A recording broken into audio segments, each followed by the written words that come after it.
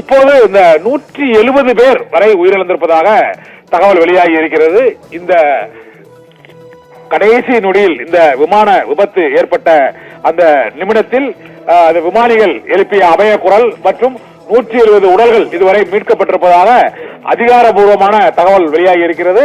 இதில் மருத்துவ மாணவர்கள் 20 பேர் வரை அங்கு படுகாயமடைந்த நிலையில் அவர்கள் மருத்துவ சிகிச்சைக்கு அனுமதிக்கப்பட்டிருக்கிறார்கள் என்ற தகவலும் கிடைத்திருக்கிறது. ஆண்டன், இந்த விமான விபத்தில் கடைசி நொடியில் நடந்தது என்ன என்பது உள்ளிட்ட பல்வேறு பரபரப்பு தகவல்கள் இப்போது வெளியாகி இருக்கிறது. அப்போது விமானம் அந்த கட்டுப்பாட்டை இழக்கும் போது அந்த மேடே என்ற சர்வதேச அளவில் அந்த விமானிகள் அந்த எழுப்பக்கூடிய அந்த அபய குரல் அந்த விமான நிலைய கட்டுப்பாட்டு அறைக்கு எழுப்பிய அந்த தகவல் இப்போது வெளியாகி இருக்கிறது.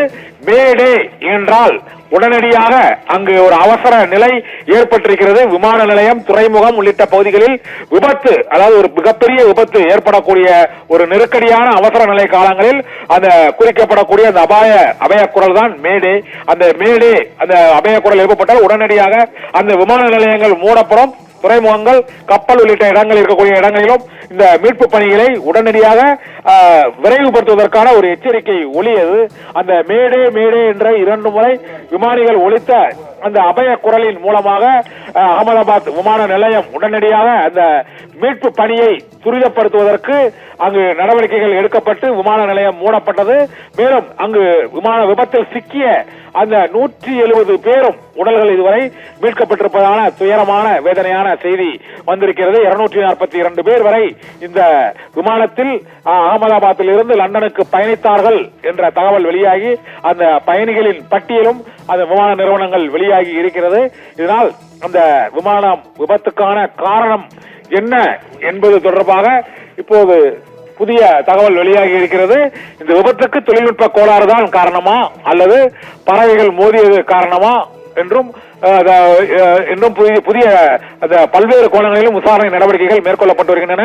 பறவைகள் மோதினால் எந்த அளவுக்கு விபத்து ஏற்படும், மற்றபடி அந்த தொழில்நுட்ப கோளாறு ஏற்பட்டால், ஏனென்றால் ஏற்கனவே இந்த ரக விமானத்தில் ஒரு 6 மாதங்களுக்கு முன்பு டெக்னிக்கல் ஸ்னாக் ஏற்பட்டு அது சரி செய்யப்பட்டு மீண்டும் இயக்கப்பட்டிருக்கிறது. அது போன்ற தொழில்நுட்ப கோளாறு மீண்டும் ஏற்பட்டதா என்ற ஒரு சந்தேகமும் எழுந்திருக்கிறது.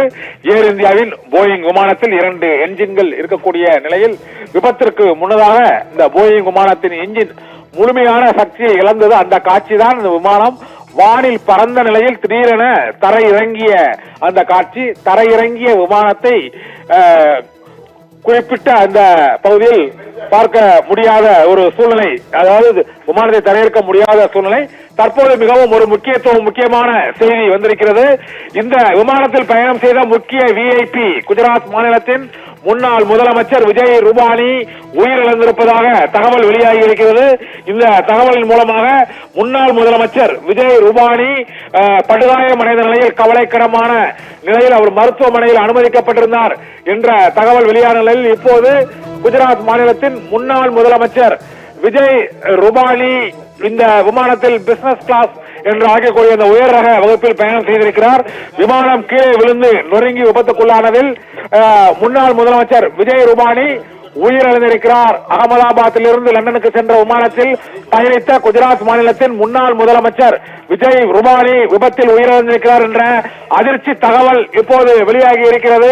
இன்று விபத்து ஏற்பட்டது முதலே விஜய் ரூபானி அந்த விமானத்தில் 12வது பயணியாக பயணித்தார் என்று அந்த விமான பயணிகளின் பட்டியல் வெளியாகி இருந்தது.